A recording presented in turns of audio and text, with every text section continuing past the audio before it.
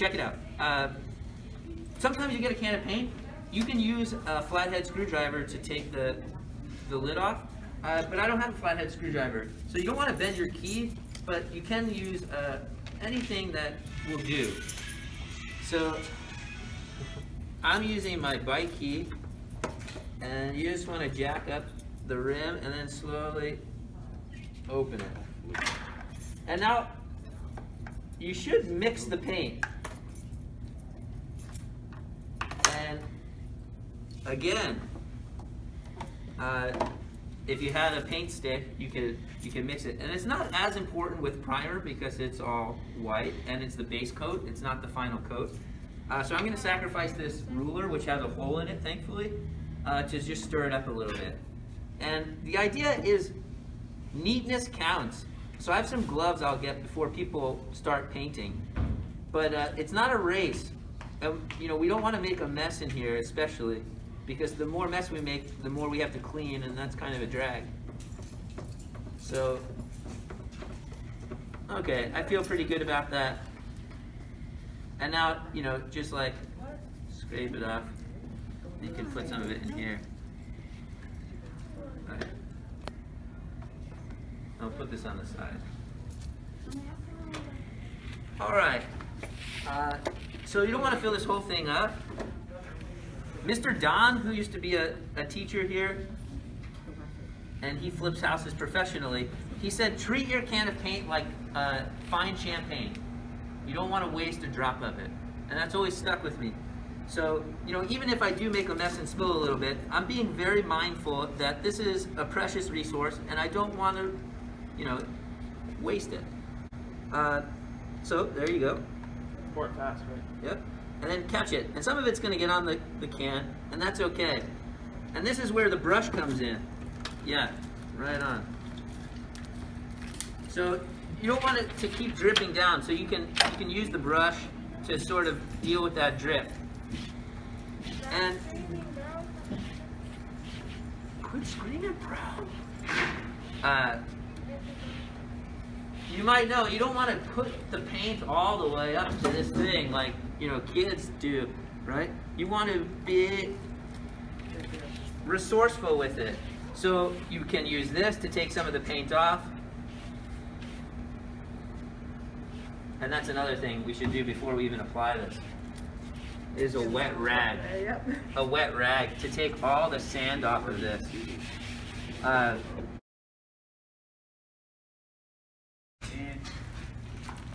The roller, guys, come on over. I just took this out of the bag, pop this on there, okay?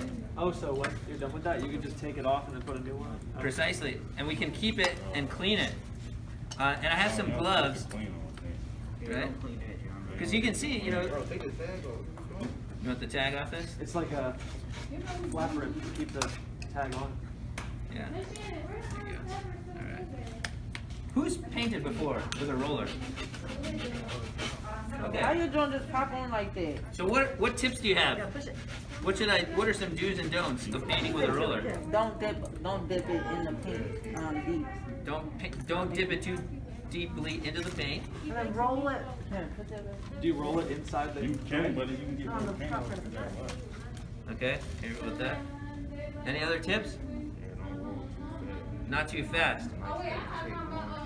Long strokes, nice steady nice steady pace. So, yeah, patience. Again, this is not a race. We're looking to produce the highest quality product, so we don't want it to be fast. So what color we painting them? Right. Why? What's the purpose of the primer? Why white? What's the difference between primer paint and other paint? Top paint. Don't it make it last longer? Does it make it Protect it or something? protect? It does provide a protective quality against weather. What else does interior, exterior primer paint do? That'll make the other colors pop more. Yes, it makes the other colors pop more It's because like bleaching your hair before you dye it. bleaching your hair before you dye It's it. all about dyeing your hair ombre. I really want. So if you were to paint this yellow, the yellow would be absorbed into the wood, and it would look different than if we put this white on and then apply the yellow.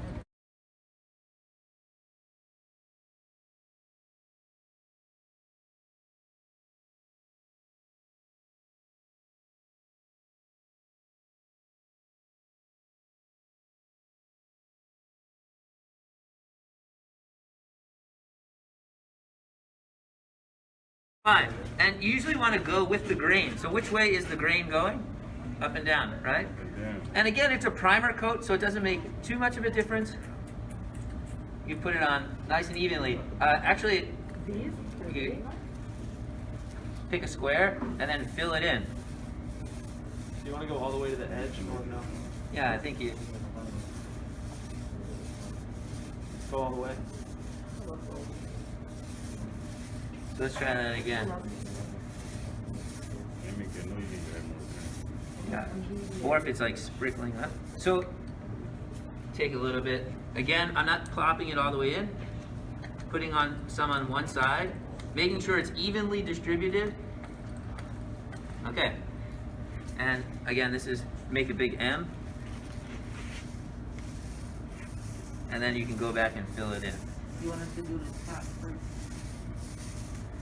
Yeah, do we need to let the top dry before we do the sides? Yeah. And you can do the sides with a brush or a roller. And again, you know,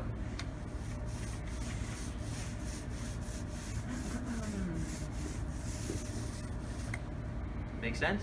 Yep. Right on. And with the brush, for some of these areas that might be harder to reach, right? We're not trying to put too much paint on this guy. But you might do something like this around the edges, okay? Right, right. And the paint should never really, you should always be able to see some of the hairs of the brush. Right. Right. Any questions, folks? I'm ready to start. All right. So if you've dusted yours off with You want to get a tray? water, grab a tray, a brush, and you can start to paint. Okay, so obviously there were a lot of really good things with Mr. Pete's presentation there. From the fact that he was doing real life application, physical examples, he was asking them questions. It was a model that was well done.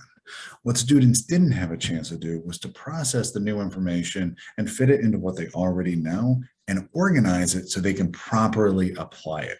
It's a small gap, but we'll go over a few of the ways Mr. Pete could have taken 5 to 7 minutes of his instructional time in between when he stopped this model and then started application to get students to zoom in on the things that were most important to him. Let's start by asking ourselves, what were some of Mr. Pete's key points? Well, as a novice in this field, I counted about 5, and he had an emphasis on reducing waste amongst 2 of them.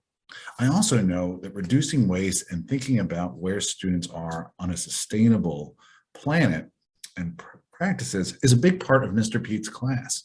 So I know there's stuff that both goes into the immediate application of priming these boards, and I also know that it fits into some of the larger themes he is putting into his work. All these are things that they'll need if they want to do a proper job as they prime the boards. Our goal is to make them stop and think about all this information they received and help them distill and prioritize this information as well. So you may be asking yourself, what does writing to learn processing look like in a scenario like this, especially in a class that doesn't directly involve reading and writing as part of its primary instruction? Well, it starts with a deliberate stop, not a pause, but stop. I want you to think about this quote from Zaretta Hammond, who wrote Culturally Responsive Teaching in the Brain. The brain has 5 to 20 minutes to begin processing new information once it's introduced. The processing, or the elaboration stage, as it's called in the book, is when the brain is working hard to organize all this new information into recognizable patterns and hold on to it for the future. So generally, if we have these key points and these learning goals, we're asking questions that go out of their way to prioritize the information. We may have gone on a little longer than we had hoped, or maybe there was just a lot of stuff. What do they need to have? What should they prioritize? And then also ask questions that have them draw relationships between what they already know or between the information that you have in the presentation. So it can be concepts that are linked together that's still new information, or the information that you just had with their framework in life. Man, almighty. So in this particular stop and jot, I'm going to ask them to give advice to someone who missed what we spoke about. What will be really important is that I am specifically not asking them to write more than a jot. They're just organizing their thoughts through writing. We're not really critiquing the writing itself. So I will ask them, what do we need to do before we apply any paint or primer? What are the best ways to apply the paint or primer? And then why is it important to reduce waste during this process? I'm asking those things very specifically because they get to some of the key points without being prescriptive. They allow us to prioritize the information that were among the key points. And the last question gets to a larger idea.